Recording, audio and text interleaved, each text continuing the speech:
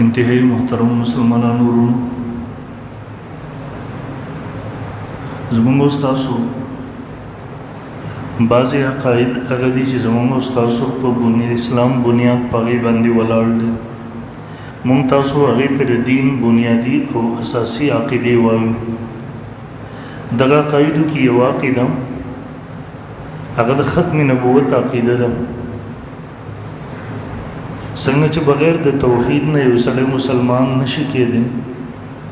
څوک چې الله رب ذوالجلال د توحید وحدانیت قائل نه هغه سړی مسلمان نشي کېدلی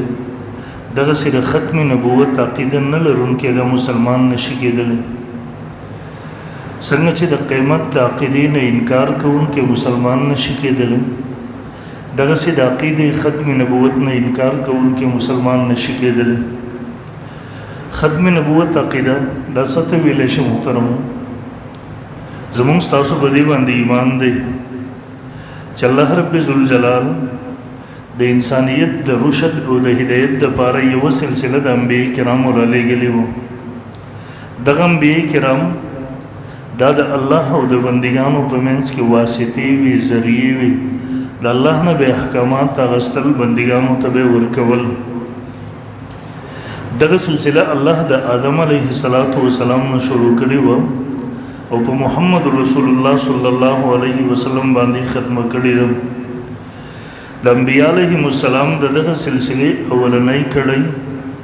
سیدنا حضرت آدم علیه السلام و او د انبیاء علیهم السلام د دغه سلسلې اخرنۍ کړۍ امام الانبیاء محمد رسول الله صلی الله علیه وسلم ده د نبوت هغه ټول کمالات هغه فضایل الله په محمد رسول الله باندې ختم وړلم اوس د رسول الله صلی الله علیه وسلم نه وروسته دنیا ته بل نوی نبی نشي راتللی اوس د رسول الله صلی الله علیه وسلم نه وروسته بل څوک هغه نبی نشي پیدا کېدلی اوس د نبی علیه السلام نه وروسته بل څوک نبی نشي جوړېدلی نن سبا محترمو د دې ضرورت ولې پیښیږي تاسو د ختم نبوت عقیدې باندې دلایل پیش کول یا په هغې بحث کول دا دغسې یوه خبره ده لکه سړی چې په رڼا نور په هغې باندې دلایل پیش کوي او په دې باندې بحث کوي او دغه چاته ور سمجاوهي چې نور راختلی دی نور شته دی دغسې د ختم نبوت مسله او دا عقیده اتفاقي ده بدیهي ده لیکن ضرورت ولې پیښ شي ځکه محترمو نن مسلمانان د خپل دین نه د هغې د تعلیماتو نه غافل دي په غفلت کې پراته دي او کفر د دغه خلکو په شا باندې ولاړ دي هغوی کوشش کوي بیا خصوصا نن سبا د دې میډیا په ذریعې سره زموږ نوجوانان مسلمانان د هغوی د ذهنونو د تباه کولو کوشش کوي هغې ته د قسمه قسمه شکوکو د شبهاتو وراچولو کوشش کوي د دې وجې نه مونږ ته ضرورت پېښ شي چې منبر باندې په جلسو پروګراماتو کې په مختلفو تقریباتو کې عقیده ختم نبوت زیر بحث راولو په هغې باندې بحث وکړو ځکه نن سبا خلک یو خو د مسلمانانو سره وخت نشته دی چې د خپلو علماو سره کښېني د مسلمانانو سره وخت نشته دی چې د خپل عقیدې صحیح کتابونه وګوري خپل اهل حق علماو ته رجوع وکړي دا هغه دور دی که نن یو سړي د خدایي دعوه وکړلم دا قوم ورپسې ور روان دي د دې وجې نه محترمو د ختم نبوت په عقیدې باندې مونږ کله بحث کوو د دغه ممبر نه پنځه جمعې شپږ جمعې دا مسله په هر رخ سره په هر نهج په هرې طریقې سره خپل قوم ته خپلو مقتدیانو ته خپلو خلکو ته ور سمجاوو چې سبا تر چا د ګمراهۍ د چا په د ګمراهۍ په هغه جال کې ګیر نشي بهرحال محترمو عقیده ختم نبوت قرآن مجید کې الله رب ذوالجلال ښکاره اعلان کوي ما کان محمد ابا احد من رجالکم نه دی محمد صلی الله علیه وسلم ابا احد من رجالکم پلار د یو کس د سړو ستاسو نه رجل در اطلاق په بالغ باندې کی د رسول الله صلی الله علیه وسلم نارینه اولاد وو لیکن هغه په بلوغ ته نو رسېدلی په ماشومانو کې وفات شوی یو زوی قاسم نامه وه د رسول الله صلی الله علیه وسلم کونیت چې ابوالقاسم هغه د دې بچی د بلوغ ته نو رسېدلی په ماشومانو کې وفات دویم زوی د هغې نامه عبدالله وه چې طیب او طاهر هغې ته ویل کېږي دا هم په بلوغ نه مخکې وفات شوی دی دریم زوی د رسول الله صلی الله علیه وسلم ابراهیم و دا هم بلوغ ته نو رسېدلی ماشومانو کې وفات شوی د دې وجې نه وفرمیل ما کان محمد ابا احد من رجالکم رسول الله وسلم نه دی نسبي پلار نه دی په تاسو کې د سړو ستا یو کس نه ما کان محمد نه دی محمد رسول الله ابا احد من رجالکم نسبي پلار د یو کس د سړو ستاسو نه ولکن رسول الله لیکن د الله رسول له وخاتم النبیین او ختمون کې د انبیاء کرامو دی ختمون کې د سلسله د پیغمبرانو دی په دې سره الله رب ذوالجلال دغه سلسله د انبیاء کرامو ختم کړل دا د هغه سلسله اخرنی پیغمبر دی دې آیت کې الله رب ذوالجلال د اس مسله واضح کړل تاسو کو وګورئ دا لفظ د ختم کلم چې دا ماده په قران مجید کې راغلی ده په معنا د مهر سره راغلی ده یعنی یو څه په دې سره ختم شو مهر ولګېدو تاسو کتلی خط وی خط دا خط چې کله ختم شي په اخر کې مهر ولګي د دې مهر مطلب دا وی چې دا خط په دې سره ختم شو وز د دې خط نه سسیز وستلم جایز نه دي او د دې کې یو سیز د بهر نه ودر نه کولم جایز نه دي دا بل خط یې نه هم دغه سلسله د پیغمبري په محمد رسول الله باندې ختم شولا نبی علیہ السلام دا وی د پاره مهر شولو وز د انبیو دغه سلسله نه یو پیغمبر بهر کول داغه د نبوت نه انکار کول دا هم کفر دی او په دا سلسله کې چې یو کس داخل نه دی هغه پکې داخلول او هغه پیغمبر یا نبی جوړول دا هم کفر دی هم دغه معنا قران مجید هغه ذکر کړی دا زه په قران مجید کې ذکر ده دویم نمبر د ختم نبوت خاتم النبیین تشریح په خپل رسول الله صلی الله علیه وسلم یو زینب په غنو زګونو کې کړی دی یو ځای فرمایل انا خاتم النبیین لا نبی بعدی ز خاتم النبیین یما خاتم النبیین ستو ویل کې لا نبی بعدی زمانه رست بل رس قسم نو پیغمبر نشی راتللې زمانه رست بل چاته نبوت نشی ملاویدلې زمانه رست بل نبی هغه دنیا ته نشی راتللې دویم نمبر کې صحابه کرامو تراش عبد الله ابن عباس رضی الله عنه د نبی علیہ السلام صحابي دی نبی علیہ السلام ورته دعا کړې ده مفسر د قران دی حبر الامت ورته ویل کی هغه ابن عباس فرمای انه صلی الله علیه وسلم کان خاتم النبیین بشک رسول الله صلی الله علیه وسلم هغه پیغمبرانو ختمول کې دی په دسر الله رب ذوالجلال دا سلسله ختم کړل او دیم زیو فرمایل والخاتم الذي لا نبي بعد خاتم النبیین هغه دی چې داغه نه رسته بل نبی نشته چې داغه نه رسته بل نبی نشي جوړېدل همدغه سي مشهور تابعی دی حضرت قتاده رحمه الله فرمای اخرهم د خاتم النبیین ترجمه کوي دا پټولو کې اخرنی نبی دی محمد رسول الله صلی الله علیه وسلم همدغه سي دغه سلسله کې تاسو ګورئ اهل لغت کې تاسو ګورئ تمام د عرب لغات کتابونو کې تاسو وجد کړئ خاتم النبیین خاتم النبیین دا په فتحې سره مرাজি خاتم دا په کسری بزیر سره مرাজি خاتم د یو معنا د آخر او د بل معنا د مهر او په دواړو معنو سره نبی علیہ الصلوۃ والسلام خاتم النبیین د الله د سلسله په محمد رسول الله باندې ختم کړل تقریبا د عربو چې څومره لغات دي که تاسو هغه چتوي هغه ټول هم دا معنا کړی دا امام راغب اصفهانی رحم الله مفردات القرآن د عربی ژبې یو ډېر لوی ماهر سره تیر شو مفردات القرآن په عربی ژبه کې هغه ته یو امتیازي حیثیت حاصل لې هغه لیکي وخاتم النبي لانه ختم النبوة اتتمها بمجيئه د خاتم النبیین معنی کې ځکه چې نبی علیہ الصلوۃ والسلام سره الله دا سلسله ختم کړله نبی علیہ السلام د دې سلسله ختمون کې ده په د سره الله دا سلسله ختم کړله یعنی نبی علیہ الصلوۃ والسلام پر اتلو سره دا سلسله کامل شو مکمل شو وس بل پیغمبر نو هغه بل چاته نبوت نشي ملاوي همدغه سي د مفسرینو تحقیق هم دغه د ختم نبوت معنی هم دقه کړی دا چې الله دا سلسله په محمد رسول الله سره ختم کړل. لیکن که تاسو وګورئ ذهن ته عمومي طور باندې اشکال راځي. یاره تاسو وایي محمد رسول الله خاتم النبیین دی، په محمد رسول الله باندې دا سلسله ختم شوله. تاسو خو وایي چې عیسی علیه السلام هم ژوندی دی، اسمانونو کې دی، د قیامت نه مخکې به دنیا ته هغه راځي. ته ورته بالکل زموږ عقیده د امت اجماع ده، د قرآن مجید د نصوصونه د احادیث متواترونه د اجماع د امت نه ثابت دی عیسی علیه السلام اسمانونو کې دی، ژوندی دی.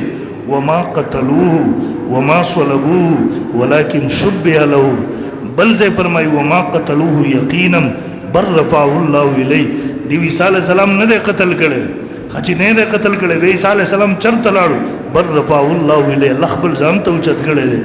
هغه په اسمانونو کې دی. وانه لعلم للساعه فلا تمترن بها. عیسی علیه السلام د قیامت په لوی نښه کې یوه نښه ده، ته د هغه په راتګ کې شک مه کوه. قرآن مجید یو ځای نه په ګڼو ځایونو کې و حدیث هم په دغه باندې کې واقع د امت اجماع ده. تاسو وایي نبی علیہ السلام اخرنی نبی دی، د هغه نه وروسته بل نبی نه راځي، بل طرف ته وایي عیسی علیه السلام ژوندی دی، هغه به هم راځي. مستخو دا دواړه عقیدې د یو بل سره تضاد لري. ګڼ جوابات یې زموږ علماو کړي دي. ورته ووایه وایي زموږ د عقیدې تعبیر واوره، بیا به درته اشکالات نه پېښېږي. اول نمبر نبی علیہ السلام اخرنی نبی دی، د هغه نه وروسته دنیا ته بل نوی نبی نشي راتللی. ته ورنه تپوس وکړې عیسی علیه السلام زوړ نبی دی که نوی نبی دی؟ تا ته وایي زوړ نبی دی. ورته وایي چې زوړ نبی دی نو بیا د رسول د هغه په راتګ سره د رسول الله ختم نبوت ته څه قسمه هغه نقصان نه رسېږي. دویم نمبر نبی علیہ السلام اخرنی نبی دی، د هغه نه وروسته بل چاته نبوت نشي میلاوېدلی. ورته وایي د عیسی علیه السلام ته د نبی علیه السلام نه وروسته نبوت میلاو شوی دی که مخکې میلاو شوی؟ تا ته به وایي مخکې میلاو شوی دی. ورته وایي دریم نمبر نبی علیہ السلام اخرنی نبی دی، د هغه نه وروسته بل نبی نشي پیدا کېدی، یعنی بل څوک نبی نشي جوړېدی چې هغه ته نبوت میلاو شي. نو ته ورته ووایه عیسی علیه السلام د نبی علیه السلام نه وروسته نبی جوړ شوی دی که مخکې جوړ شوی دی؟ تا ته به وایي مخکې جوړ شوی دی. ورته وایي دا ستا سوال، دا ستا اعتراض ستا په جهالت باندې دلیل دی. تاسو وګورئ نبی علیہ الصلوۃ والسلام اخرنی نبی دی، د اخرنی نبی کېدو دپاره دا ضروري نه ده چې د هغه نه مخکې ټول پیغمبران دې وفات شوي. تاسو ته زه مثال وایم، زه تاسو ته وایم مثال، مونږ لس وروڼه وو، زه په دې ټولو وروڼو کې اخرنی بچی یم د خپل مور پلار. آیا زما د اخرنی بچی کېدو دپاره دا ضروري ده چې زما نه مخکې ټول وروڼه دې وفات شوي؟ نه ده ضروري. زما نه مخکې که ټول وروڼه ژوندي دي بیا زه اخرنی بچی یم، زما نه مخکې که ټول وروڼه وفات شوي دي بیا زه اخرنی بچی یم، ما نه مخکې که بعضې وروڼه وفات شوي دي بعضې ژوندي دي بیا زه اخرنی بچی یم. همدقسې محمد رسول الله اخرنی نبی دی، دا سلسله الله دا دروازه په هغه باندې بنده کړله. د هغه نه مخکې که ټول پیغمبران وفات شوي بیا آخري دی، که ټول ژوندي بیا آخري دی، که بعضې وفات شوي دي بعضې ژوندي دي بیا آخري نبی دی. ها ټول وفات شوي دي په دنیوي ظاهري مرګ سره، عیسی علیه السلام ژوندی دی، د هغه ژوندي کېدل د رسول الله ختم نبوت ته هېڅ قسم نقصان نه رسېږي. نو دا د مخالفینو هغه بې ځایه اعتراضونه دي چې کوي. بهرحال تاسو د قرآن مجید په دا موضوع باندې وګورئ، تقریبا د 100 نه زیات آیتونه په دا موضوع باندې موجود دي. یو ځای تاسو وګورئ قرآن مجید دا مضمون یو ځای نه په ګڼو ځایونو کې ذکر کوي. تقریبا زما د شمار مطابق په 30 مقاماتو کې قرآن مجید دا مضمون ذکر کوي. والذین یؤمنون بما انزل الیک وما انزل من قبلک، د مؤمنانو صفات ذکر کوي. دا مؤمنان هغه خلق دي چې دوی ایمان لري بما په هغه وحی باندې انزل الیک چې تا ته نازل شوی ده، وما او په هغه وحی باندې انزل من قبلک چې ستانه مخکې نازل شوی ده. ایمان په دوه وحی باندې لازم دی، یو چې تا ته نازل شوی ده پیغمبره، یو چې ستانه مخکې پیغمبرانو ته نازل شوی ده که د رسول الله نه وروسته بل نبوت وی بل څوک نبي جوړی دی هغه ته وحي راتلی بیا به ویلي وی ورسره درېیمه وحي وما انزل من بعدک او چې ایمان لري په هغه څه باندې چې ستا نه وروسته نازل شوي دي خو چونکې سلسله د نبوت په محمد رسول الله ختمه شوله د دې وجې نه د مخکې نبوتونو ذکر یې وکړو د محمد رسول الله د نبوت ذکر یې وکړو د هغه نه وروسته بل قسمه نبوت او د وحي ذکر یې ونه کړو علما فرمایي که چېرته د نبي علیه صلات وسلام نه وروسته بل نبي راتللی د امت واسطه به د هغې سره راتللی وما انزل من قبلک نه مخکې بیا وما انزل من بعدک ضروري و ځکه مخکې پیغمبران خو تېر شوي دي هغه شریعتونه خو تېر شوي دي د هغې سره خو زمونږ څه واسطه نه راتلله زمونږ واسطه کې راتلله هغه به د وروسته راتلونکي سره راتلله نو چونکې وروسته د نبوت سلسله ونه بل چاته وحي راتله نه د دې وجې نه الله رب ذوالجلال وما انزل من بعدی ذکر نه کړو دویم نمبر کې تاسو تقریبا د 30 نه زیات دا مضمون قرآن مجید ذکر کړ دویم ځای کې تاسو وګورئ قرآن مجید کې الله رب ذوالجلال ذکر کوي سورۃ التوبه کې هو الذی ارسل رسوله الله غزاد ته چې را لېږلی دی رسول خپل بالهدى و دین الحق د هدایت سره او د دین حق سره مقصد د بعثت یې څه دی لیظهره علی الدین کله چې دا دین په ټولو دینونو باندې غالب کړي ولو کرہ المشرکون اگر که مشرکان دا بد ګڼي د محمد رسول الله او د اسلام د راتګ د هغې مقصد د اسلام په ټولو دینونو باندې غالبول دي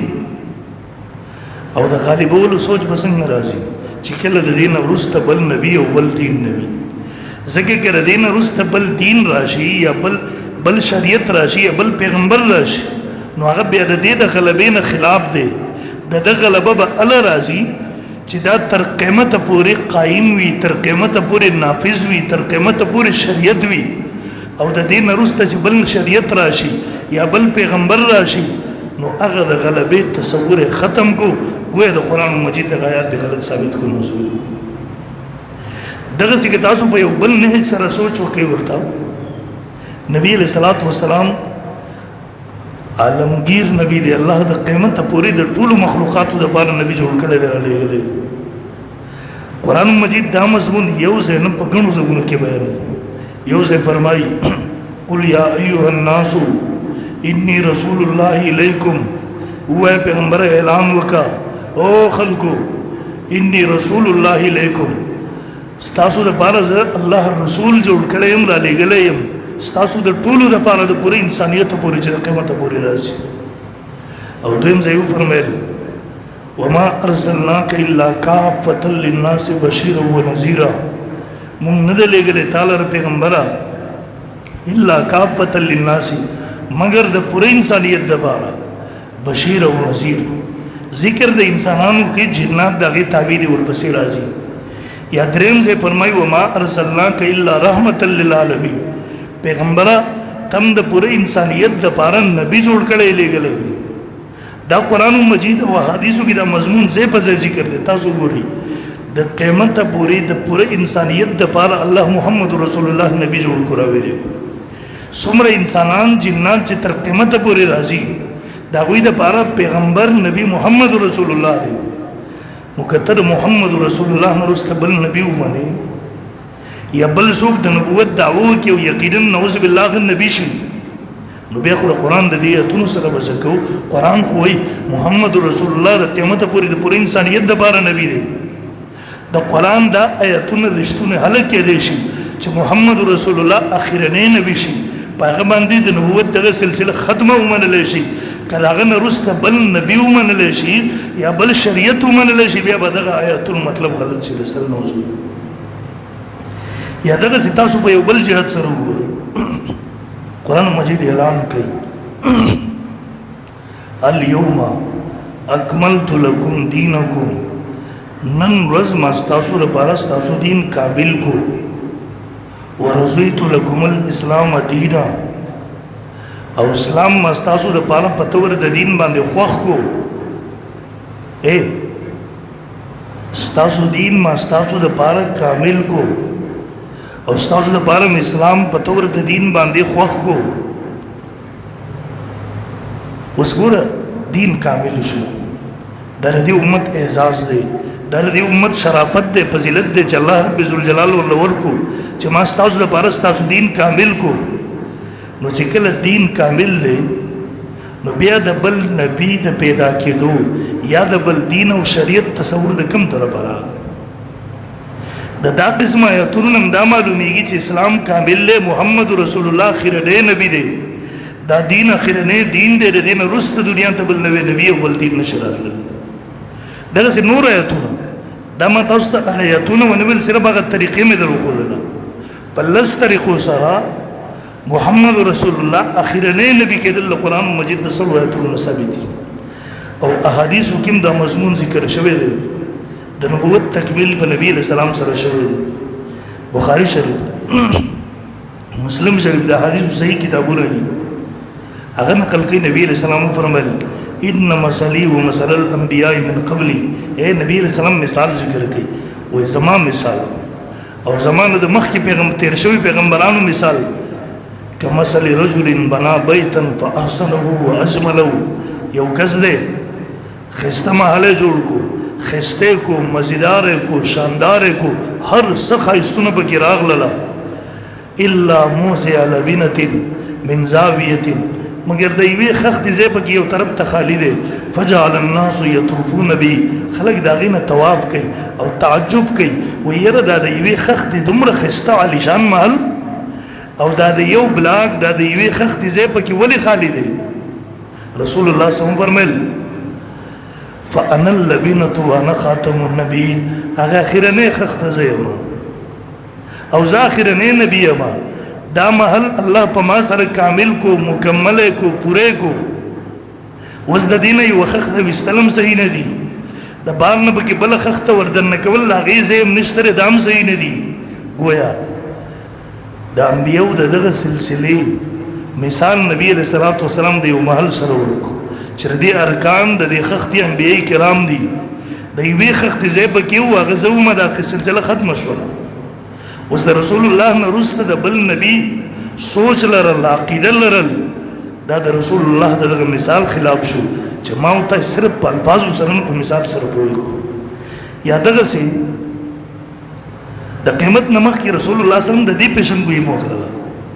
چې ډېر دروغجنان به راځي، انه سیکون فی امتی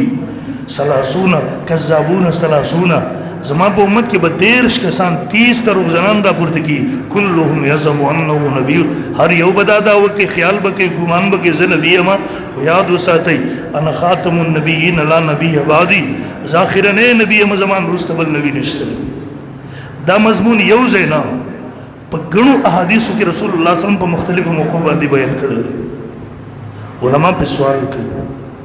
یاره که ته سوال نبی علیہ السلام نه وروسته وګورې تر دې وخته پورې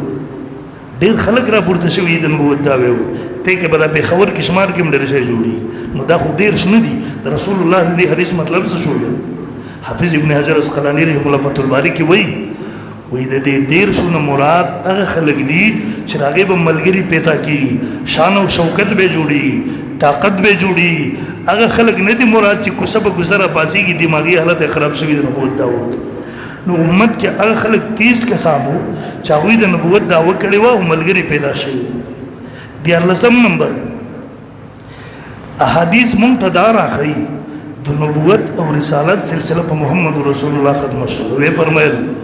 ان النبوة والرسالة قد انقطعت فلا رسول بعدي ولا نبي، بشک د نبوت او رسالت سلسله په ما باندې ختم شوله، زمان وروسته نه بل د نبوت شته دی، نه هغه زمان وروسته بل رسالت شته دی. دا سلسله ختمه شوله. په یو بل انداز سره یې ویله وحي ختمه شوله، بس محمد رسول الله د دنیا نه تشریف ویوړو، د وحي سلسله ختمه شوله. نبی علیہ السلام د وفات نه وروسته څه قبیلې مرتد شوي، د زکات نه انکار وکړو. ابو بکر صدیق اعلان وکړو انه قد انقطع الوحي وتم الدين. او خلکو د وحي سلسله منقطع شوله، ختمه شوله، اوس په بل چا باندې وحي نه راځي، وس بل چاته وحی نه راځي دین کامل شو بس دا سلسله ختم شو په یو بلې طریقې سره د حجۃ الوداع موقع ده نبی رسول الله امت ته احکامات ورخي په هغه احکاماتو کې یو مرسله ورخد الله نبی بعدی ولا امه بعدکم ما نرسته بل نبی نشته تاسو نرسته بل امت نشته دا اخرنه خطاب د رسول الله صلی الله علیه وسلم چې امت ته ورخي امت دا سلسله ختم شو او ابن ماجه کی صحیح حدیث پر موضوع موجود دی وی فرمایل انا آخر الانبیاء وانتم آخر الامم ز اخر د انبیاء نیم تاسو اخر د امت نه اخرنه امت یې ما نرستبل نبی نشته استاد نرستبل امت نشته مستدرک امام حاکم هم نقل کړی دی و انی آخر الانبیاء وانتم آخر الامم بشک ز اخر د انبیاء نیم تاسو اخر د امت لري بل زیو فرمایل انا العاقب ز عاقب یوا الله پیغمبر عاقب ست ویل کی وی فرمایل والعاقب الذي ليس بعده نبي عاقب هغه چاته ویل کی چې دا سلسله د نبوت پاغه ختم شي داغه نورسته داسه بل څوک نبی نشته داغه نورسته بل چاته نبوت نشه ملاویدلې داغه نورسته بل څوک هغه نبی دنیا ته نوې نشي راتللې رسول الله صلی الله علیه وسلم په مختلفو طریقو سره خپل امت ته دا مسله او عقیده ورخول او په دې باندې محترمو د امت اجماع ده چې د نبی علیہ السلام نرسته چا د نبوت دعوه وکړه دا سړی مرتد دی دا زنديق دی دا که په خپل دعوه د نبوت باندې قائم وي د دین توبه ونه باسي نو په اسلامي حکومت باندې لازم دي چې دا سړی قتل کی دا واجب القتل دی باندې د امت اجماع ده مولا علی قاری رحم الله فرمای وداع النبوة بعد نبینا صلی الله علیه وسلم کفر بالاجماع زمونږ د پیغمبر نرسته د نبوت دعوه کول دا کفر دی په اجماع سره دغه رنګي تقریبا تمام لیکلي دي علامه ابن حجر مکی لیکي من اعتقد وحيا بعد محمد صلی الله علیه وسلم کفر باجماع المسلمین تمام په دې خبره تصریح کړي چې د رسول الله صلی الله علیه وسلم نرسته د نبوت دعوه وکړه دا سړی مرتد دی که په خپل دعوه د نبوت باندې قائمي دا بیا واجب القتل چې دا قتل له خبره ختم شي دغه رنګي یو د نبوت دعوه کوونکی دی دا د مرتد لیکن څوک چې د تصدیق وکي دا سړی هم مرتد دی اسلام نه خارج دی سړی د نبوت دعوه وکړه بل کس د تصدیق وکړي تر اشتیا وي څنګه چې دا دعوه نبوت کوونکی مرتد دی اسلام نه خارج دی دغه سره د کس تصدیق کوونکې د ترشتیا وایونکې دا پیغمبر منونکې دا مرتد دی د اسلام نه خارج او واجب القتل دی باندې مولا علامه ابن قدامه لیکي من ادعى النبوة او صدق من ادعاه فقد ارتد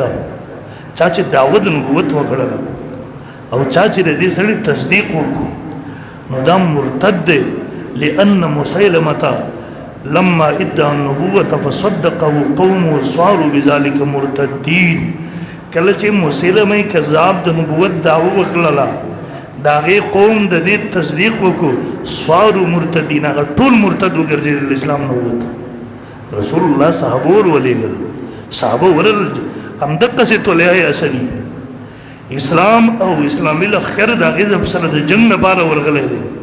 داغه د قتل لپاره ورغلې دي تر دومره پورې یو سړی د نبوت دعوه وکړه بل سړی ورته معجزه وخایه نبی ته الله دغه د نبوت لپاره دلیل معجزه ورکړي یو سړی ته د نبوت دلیل لر سره سره معجزه وخایه دا سره کافر شو ودیس امام اعظم ابو حنیفه رحمه الله نه چاته پوښتنه وکړه ولکه یو سړی د نبوت دعوه وکړه ابل تی بیا د معجزې طلب وکړو امام صاحب وویل من طلب منه علامه فقد كفر لقوله عليه السلام لا نبي بعدي دغه دعوا د نبوت کوونکې خدای کافر لیکن دا کمی او چې دلیل وختو دا مر سره کافر شو ولی امام صاحب ځکه نبی علیہ السلام پر مېلی ځاخر نه نبی ما قران منتدار اخی احادیث منتدار اخی وز د دین رستا یو بل کس د نبوت دعوه قتل کې دا واجب القتل له زما کې دا کې د البکاری په ځای د دې چې زه د هغه نه د نبوت څه دلیل غواړم څه معجزه ورنه غواړم نو په دې سره زه مرتد شم کافر شم ولې زما په هغه عقیده کې شک پیدا شو انشاءالله مخکې جمعو کې به زه به دا موضوع باندې مزید بحث هم کوم وګورئ حاصل خبرې دا دی سلسله د نبوت د آدم علیه السلام نه شروع شوې وه په محمد رسول الله الله ختمه کړل اوس د محمد رسول الله نه وروسته بل چاته نبوت نشي میلاوېدلی اوس د رسول الله صلی الله علیه وسلم نه وروسته بل څوک نبی نشي جوړېدلی او دا مضمون د قرآن مجید د 100 آیاتونو د 210 احادیث صحیحه متواترونه او د اجماع د امت نه ثابت څوک چې دعوه د نبوت وکي دا مرتد دی د دایره اسلام نه خارج دی که په د خپله دعوه باندې دی قایمي اسلامي حکومت باندې لازم دی چې دا سړی قتل کړي د سر د ترې نه جدا کړي څوک چې د تصدیق وکي د رښتونه وګڼي دا هم مرتد دی اسلام نه خارج شو څوک چې دنه د دلیل مطالبه وکي څوک چې د توي معجزه ظاهر کې دا مر سره د اسلام نه خارج شو مرتد شو د وحي سلسله په محمد رسول الله ختم شولا وز داغه نه روسته نه جبريل راځي نه بل چاته وحي راتل شي دی باندې زموږ استاد ایمان دی دا د نن د ټول بیان خلاصه ده مقصد د خبرې مې داو ان شاء الله مخکې به زباس کو مونږ تاسو د خپل دین نه غافل یو علماء طرف ته راځو د دې وجه نه چې کله بهر شو باسو کی خبره وکي مونږ تاسو بزین کې به سنوي او حالت هم دا وي جمعې ته مونږ چې راځو بس د خلوی ټیم ته ځان نه ورسو په وخت راځو نه دې وجه نه مولوی صاحب نه سوا نه ور یو جمعوي هم زمونږ درسي الله رب ذوالجلال دی مونږ تاسو د خپل دین سره محبت پاغي باندې رضان په کول توفیق را نصیب کی او د هر قسم گمراهي کفر ارتداد ولا فتنون دي اللهم وساتي واخر دعوانا